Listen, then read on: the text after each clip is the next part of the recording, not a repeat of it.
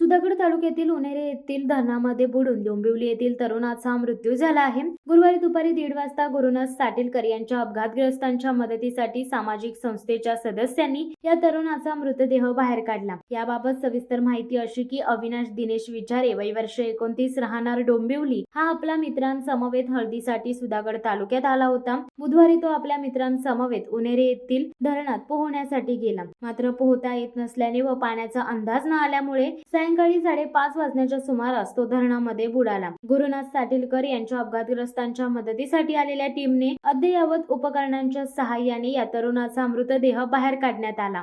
शिवसत्ता टाइम्ससाठी धमशील सावंत, रायगड। दे धडक बेधडक वृत्त देणाऱ्या आपल्या शिवसत्ता टाइम्स न्यूज चॅनलला लाल बटन दाबून सबस्क्राईब करा आणि बेल आयकॉनला क्लिक करायला विसरू नका।